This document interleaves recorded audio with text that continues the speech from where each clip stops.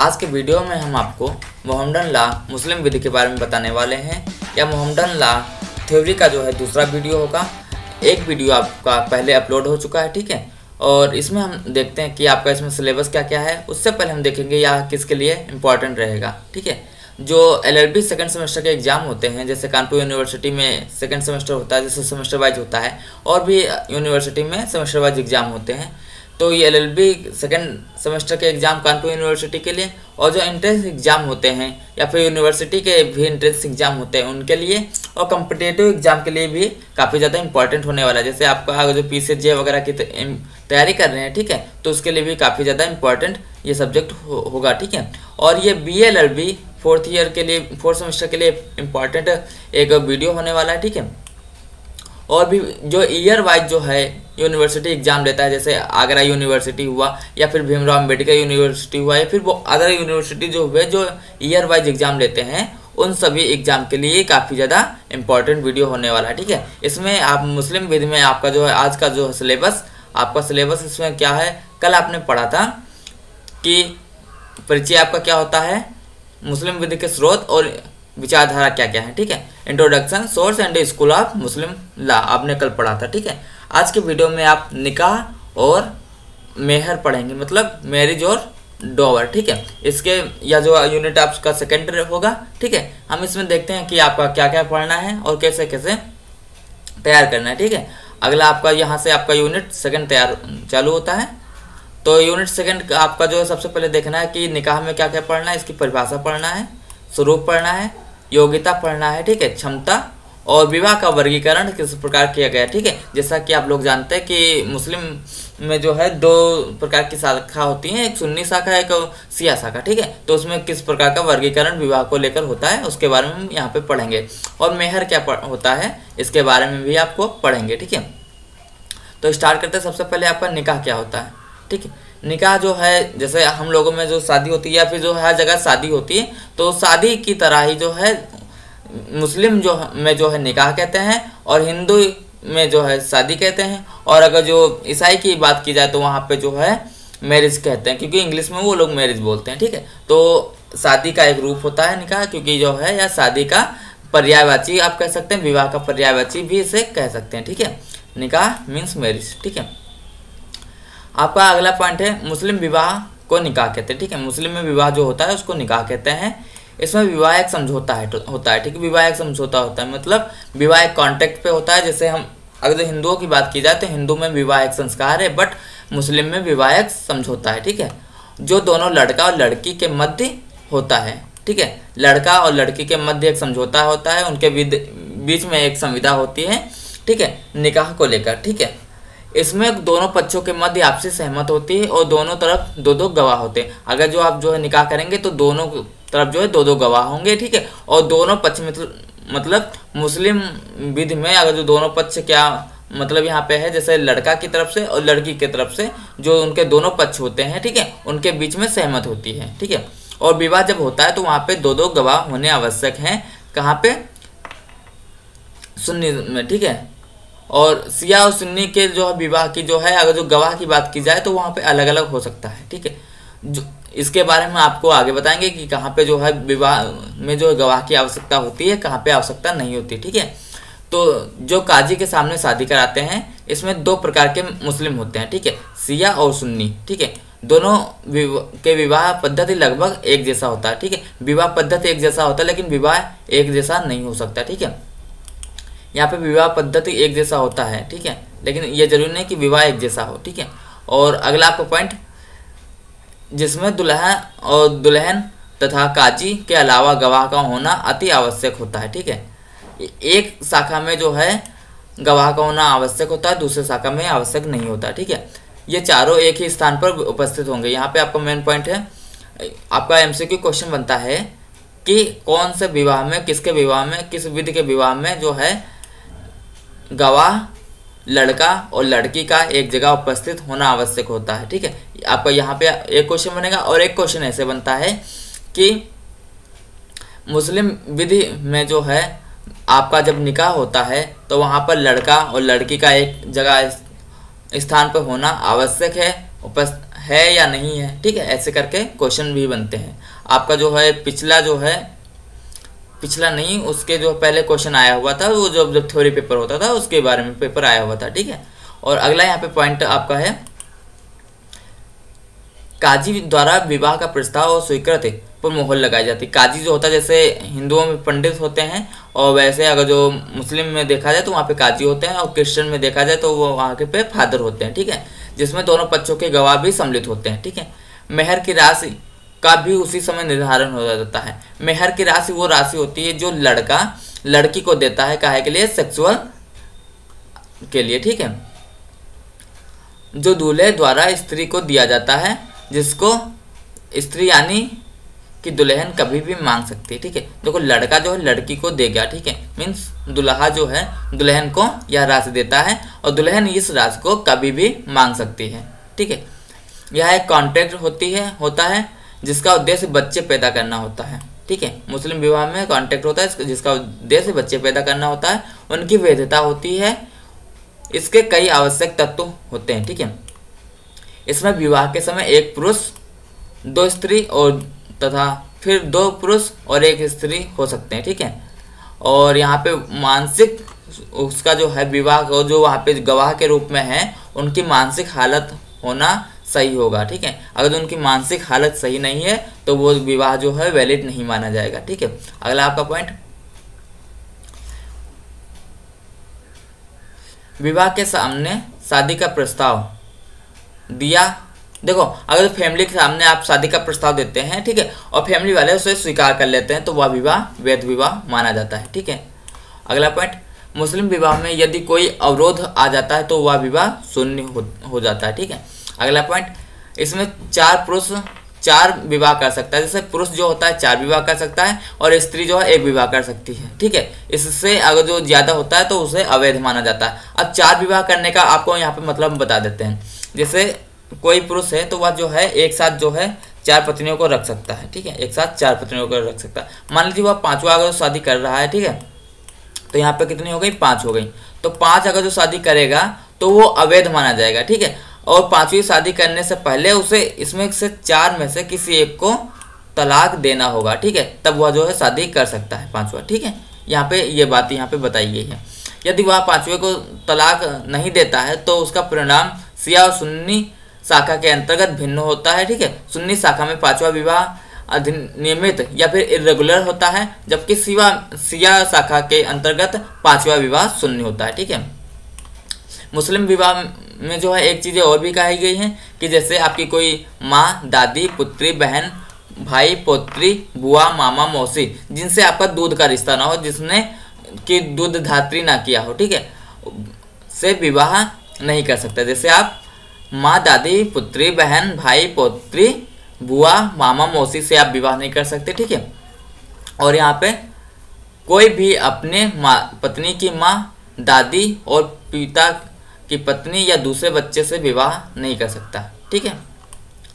यदि करता है तो उसके विवाह अवैध घोषित हो जाएंगे और वह विवाह शून्य घोषित होगा, ठीक है।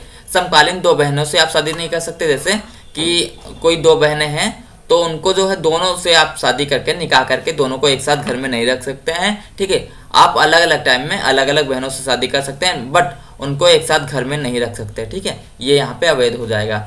कोई भी मुस्लिम पुरुष किसी भी किताबिया से विवाह कर सकता है, जैसे ईसाई, जैन, सिख आदि, पर हिंदू से विवाह करने के लिए उसको धर्म परिवर्तन करना होगा, ठीक है। कोई इद्दत महिला है तो उससे विवाह शून्य होगा। मीन्स इद्दत काल आपका जो होता है वो अभी आपको बताएंगे। इद्दत काल क्या होता है? इद्दत काल वो होता है जैसे कि कोई शादी करता है, उसके बाद जो है उसके पास सेक्सुअल संबंध होते हैं, उसके बाद अगर जो जब तक पता नहीं होता है कि या जो है इद्दत काल 3 माह 40 दिन 10 दिन का होता है, और उसके बाद जो है यह भी चेक करना होता है कि वह गर्भवती है नहीं, ठीक है। अगर जो ऐसी स्थिति तक वह विवाह जो है किए रहता है, मीन्स उसके मान लीजिए वो आपका 3 महीना 10 दिन वाला टाइम अभी पूरा नहीं हुआ है, तो वह विवाह शून्य विवाह होगा। विवाह की परिकल्पना, यदि कोई मुस्लिम पुरुष और महिला कई सालों से एक साथ रह रहे हैं तो उनका विवाह हो गया हो, ऐसा माना जाता है, ठीक है। और यदि कोई पुरुष और स्त्री साथ में रहते हुए बच्चा पैदा करते हैं और पुरुष यह मानता है कि बच्चा वह उनका है, तो वह विवाह मान लिया जाता है। ठीक है, अगला पॉइंट, यदि कोई पुरुष किसी स्त्री को अपनी पत्नी बताता है और वह उसको स्वीकार करती है तो यह विवाह मान लिया जाता है। ठीक है, आपका अगला पॉइंट, मेहर क्या होता है? ठीक है, डॉवर, मेहर की राशि मिलनी चाहिए। जैसे जो पति होता है वह पत्नी को एक राशि देता है जिसे मेहर बोलते हैं। ठीक है, मेहर 4 प्रकार की हो सकती है। ठीक है, यदि मेहर की राशि पहले से निर्धारित नहीं है, ठीक है, तो भी महिला मेहर की राशि मांग सकती है। मान लीजिए आपकी अगर जो शादी हुई या फिर तलाक निकाह हुआ, ठीक है, और आपने जो है राशि को उसको डिसाइड नहीं किया पहले से कि कितनी है, फिर भी वह जो है आपकी पत्नी मेहर की राशि मांग सकती है। ठीक है, यह विवाह के रूप में लिया गया प्रतिफल होता है। ठीक है, प्रतिफल मतलब अगर जो आप संविदा करते हैं तो आप संविदा कॉन्ट्रैक्ट में जानते हैं कि यह कॉन्ट्रैक्ट जो है किसी फायदा के लिए होता है। ठीक है, तो जो स्त्री को प्राप्त होता है प्रतिफल, जो आप वो शादी करता है उसके बाद मिलने वाला फल को प्रतिफल कहेंगे। ठीक है, और यह राशि मेहर कहलाएगी। मेहर की राशि लड़की की ओर से पहले या शादी के दौरान या शादी के बाद कभी भी लिया जा सकता है। ठीक है, यदि मेहर या राशि की राशि विवाह के बाद पत्नी द्वारा जो उचित लगता है उस पर अनुसार मांग ली जाती है। ठीक है, उचित मेहर मतलब अगर जो पत्नी को जो उचित लगे वह मांग सकती है। ठीक है, और अस्थगित मेहर क्या होती है? इस मेहर की राशि को विवाह विच्छेद या मृत्यु आदि के बाद दिया जाता है। भरण पोषण, आपको बता दें कि मुस्लिम में निम्न परिस्थितियों में भरण पोषण मिल सकता है। ठीक है, भरण पोषण का जो है आपको जो है 4था यूनिट में बताया गया। ठीक है, उसमें हम पूरे डिटेल से भरण पोषण के बारे में बात करेंगे कि पत्नी को कहाँ से कैसे भरण पोषण मिल सकता है। ठीक है, अगला आपको पॉइंट, पत्नी को अपने पति से भरण पोषण का अधिकार है। उसके ना रहने के बाद वह अपने ससुर से भरण पोषण के लिए उत्तरदायी होगी। ठीक है, अगला आपका पॉइंट, विवाह की शर्तें क्या क्या होती हैं? ठीक है, विशेष विवाह अधिनियम 1872-1954 के अंतर्गत कोई भी धर्म मतालंबी विवाह कर सकता है। मतालंबी मतलब जैसे किसी पति का जो है, किसी पुरुष का जो है उसकी पत्नी खत्म हो जाती है और मान लीजिए किसी पत्नी की जो है उसका पुरुष खत्म हो जाता है तो वो एक दूसरे से शादी कर सकते हैं। ठीक है, उसके लिए भी कुछ शर्तें होती हैं। जैसे उसके लिए निम्न शर्तें पूरी करनी होती हैं। पक्षकारों के जीवन काल में पति या पत्नी जीवित नहीं होने चाहिए। ठीक है, मान लीजिए लड़का या लड़की है, ठीक है, तो लड़का का जो है उसकी पत्नी ना जीवित हो और जो लड़की है उसका पति ना जीवित हो। ठीक है, और विवाह के समय जो है पुरुष की आयु जो है 21 वर्ष होनी चाहिए और महिला की आयु 18 वर्ष होनी चाहिए। विवाह के समय वर या वधू पागल ना हो।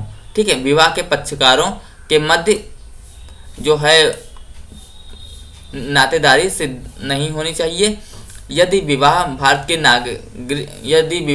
के बाहर हुआ है, ठीक है, तो वहाँ के जो उसके पक्षकार हैं उनका जो है भारत का नागरिक होना आवश्यक है और वह भारत में रहे हों। ठीक है, यहाँ पे थोड़ा हिंदी में टाइपिंग में गलत हुआ है। यदि कोई मुस्लिम पुरुष अपनी पत्नी को तलाक दे देता है तथा यह तलाक तिवारा तलाक होता है, ठीक है, तो वह पुरुष उसी तलाकशुदा स्त्री के साथ विवाह नहीं कर सकता। उसे विवाह करने के लिए कुछ शर्तें पूरी करनी होगी। सबसे पहले उस पत्नी को जो है इद्दत काल की पूरी शर्त करनी होगी। इद्दत काल मतलब जो है उसको 3 माह 10 दिन के लिए जो है अलग रहना होगा। ठीक है, और उसके बाद क्या होगा, वो किसी दूसरे से शादी करेगी। ठीक है, शादी करने के पश्चात उसका जो है उसके पति पत्नी के मध्य संभोग ना हो जाए। ठीक है, तब तक, ठीक है, उसके बाद क्या होगा, जब फिर जो है उसका पति जो होगा, जो मतलब दूसरा वाला पति होगा, वो तलाक देगा। उस तलाक देने के बाद भी जो है वह पत्नी जो है इद्दत काल को पूरा करेगी। इद्दत काल वो पूरा करने के बाद, इद्दत काल आप लोग जानते हैं 3 माह 10 दिन का होता है, लगभग 100 दिन का। ठीक है, इद्दत काल अगर जो पूरा हो जाएगी उसके बाद वह जो है पहले वाले पति के साथ शादी कर सकेगी। ठीक है, ऐसा इसमें प्रोसेस होता है।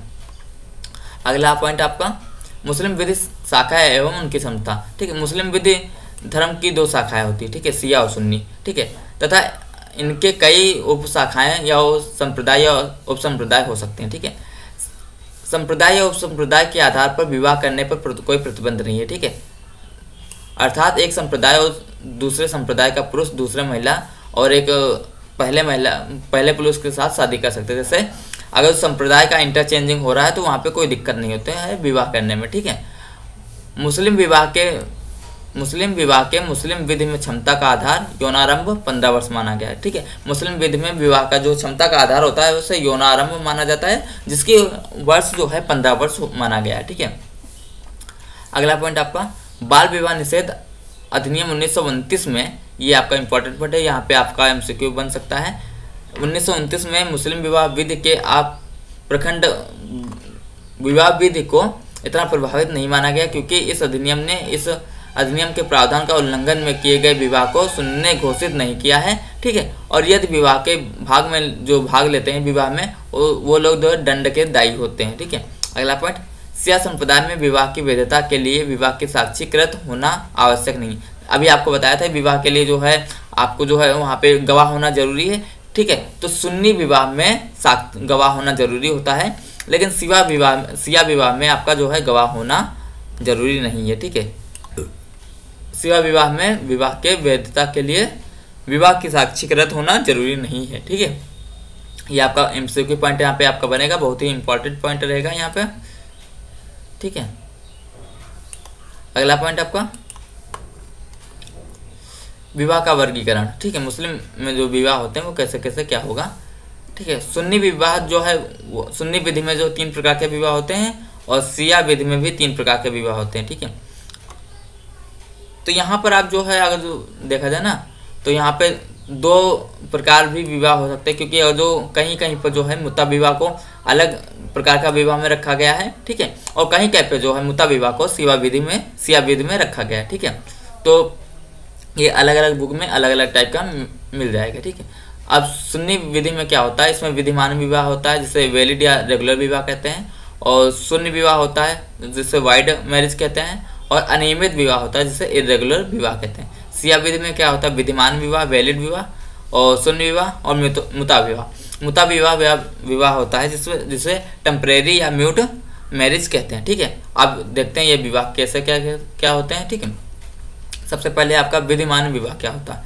विधिमान विवाह, ठीक है, इसमें आपको देखते हैं विधिमान विवाह में आपका क्या होगा। विधिमान विवाह वे विवाह होते हैं जो मुस्लिम विधि द्वारा किसी मान्य विवाह के लिए निर्धारित अनिवार्य शर्तों को पूरा करता है। देखो, विधिमान विवाह वह होगा, वैलिड चीज वही तो होगी ना जो सारी शर्तें पूरी करती हो, वही विधिमान विवाह हो जाएगा। शून्य विवाह वही होगा, शून्य विवाह कोई विवाह नहीं होता बल्कि यह एक अवैध संबंध होता है। ठीक है, अवैध संबंध को शून्य विवाह हो जाएगा। ठीक है, और निम्न परिस्थितियों में विवाह शून्य तथा बातिल माना जाता है। विवाह में संपूर्ण निषेध का उल्लंघन हो। ठीक है, और किसी विवाहिता महिला से किया गया विवाह शून्य होगा। ठीक है, जैसे विवाहिता महिला से किया गया जिसका हस्बैंड हो, ठीक है, उससे अगर जो आप विवाह कर लेते हैं तो वह विवाह शून्य माना जाएगा। ठीक है, और इरेगुलर विवाह क्या होता है, अनियमित विवाह केवल सुन्नी विधि में ही होता है। माननीय अनियमित विवाह ऐसे अपूर्ण विवाह होते हैं जिन्हें इनके अनियमितताएं दूर करके पूर्ण किया जा सकता है। अनियमित विवाह वो होते हैं जिनके मान लीजिए कुछ शर्तें पूरी ना की गई, जैसे कुछ चीज़ें जो है जो अनिवार्य शर्तें थे वो पूरी ना हुई हो। ठीक है, उसके बाद अगर जो शर्तें पूरी हो जाती हैं तो वो इरेगुलर मैरिज से रेगुलर मैरिज में कन्वर्ट हो जाता है। ठीक है, निम्न परिस्थितियों में संपन्न विवाह अनियमित माना जाता है, जैसे अवैध संयोजन के नियम के विरुद्ध विवाह, किसी 5वीं पत्नी से किया गया विवाह, जैसे मान लीजिए आप 5वीं पत्नी से विवाह कर लेते हैं। ठीक है, तो उससे तो वह अनियमित विवाह माना जाएगा। ठीक है, और मान लीजिए उससे पहले आप जो किसी एक को तलाक दे देते हैं, उसके बाद तो वह नियमित विवाह हो जाएगा। 2 सक्षम गवाहों के अभाव में किया गया विवाह, किसी गैर मुस्लिम गैर किताबिया से किया गया विवाह, और इद्दत का पालन करते हुए महिला से किया गया विवाह। ठीक है, यहाँ पर आपका अनियमित माना जाएगा विवाह। अगला आपका पॉइंट, शिया विधि में कैसे विवाह होते हैं। शिया विधि में जो है विधिमान विवाह होता है, शून्य विवाह होता है, मुता विवाह होता है। ठीक है, विधिमान विवाह वैलिड विवाह वही चीज़ हो कि सारे शर्तें को पूरी करें, और शून्य विवाह वैसा विवाह होता है जिसमें शिया विधि में विवाह शून्य होता है, जैसे अवैध संयोजन का हो, 5वीं पत्नी हो। ठीक है, यात्रा के दौरान तीर्थ स्थल पर संपन्न विवाह हो, किसी गैर मुस्लिम से किया गया विवाह और इद्दत का अपहरण करते हुए विवाह को शून्य विवाह इसमें माना जाएगा। ठीक है, लेकिन यहाँ पे आपको जो है यहाँ पे किसी दूसरी चीज़ें हो सकती हैं। ठीक है, अगला आपका पॉइंट, मुता विवाह क्या होता है। मुता विवाह एक विशेष प्रकार का अस्थायी विवाह होता है जिसे अथना असारिया शिया विधि ही मान्यता है। ठीक है, मान्यता देता है।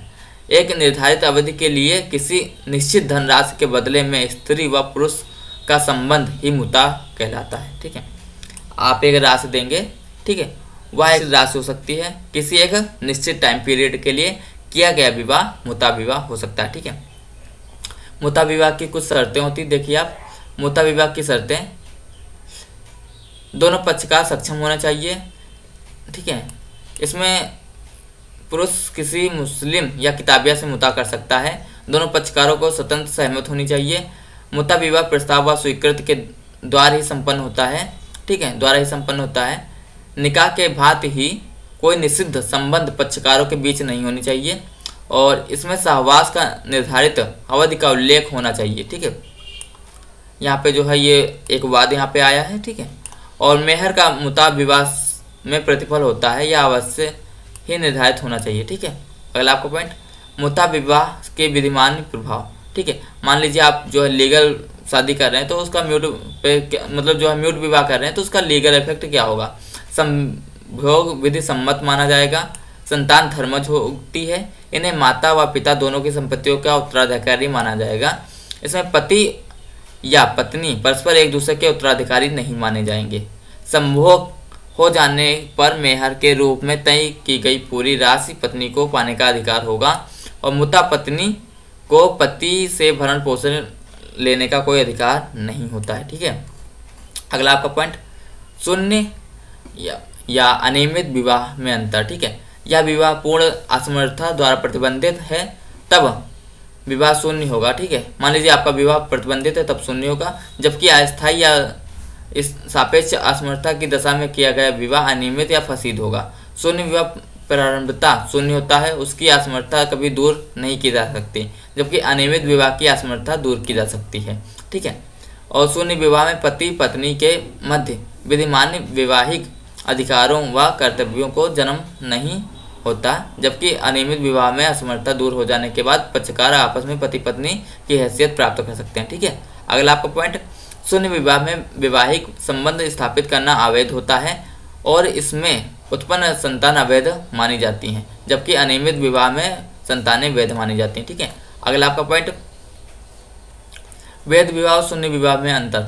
वैध विवाह के सभी विद्यमान परिणाम होते हैं, जबकि शून्य विवाह का कोई विधिक परिणाम नहीं होता है। वैध विवाह में पक्षकार पूर्णतः विधिक हैसियत प्राप्त करते हैं व आपस में पति पत्नी माने जाते हैं। ठीक है, ये आपका जो है यहाँ पे हो जाएगा शून्य विवाह। ठीक है, अगला आपका पॉइंट, उनसे पैदा होने वाली संतान वैध होती है तथा पति पत्नी के बीच उत्तराधिकार का सृजन होता है, जबकि शून्य विवाह प्रारंभता शून्य होता है तथा पति पत्नी में कोई विधिक अधिकार व कर्तव्य का सृजन नहीं होता, ना ही उनकी संतान की विधिक मान्यता प्राप्त की जाती है। ठीक है, ये अगला आपका पॉइंट है, वैध विवाह और अनियमित विवाह में अंतर। ठीक है, तो आपके लिए बस आज के लिए इतने ही यूनिट, और अगर जो आपको ये वीडियो अच्छा लगा हो तो प्लीज़ लाइक शेयर और सब्सक्राइब कीजिएगा। ठीक है, और आपको एक चीज़ बता दें, अगर जो आपको इस स्लाइड की PDF चाहिए, ठीक है, तो आप जो है नीचे दिए गए इंस्टाग्राम पे आप मैसेज कर सकते हैं। ठीक है, आपको जो स्लाइड की PDF मिल जाएगी। ठीक है, अगर जो आपको जो है MCQ क्वेश्चनों की जो है 700+ क्वेश्चनों की PDF चाहिए, ठीक है,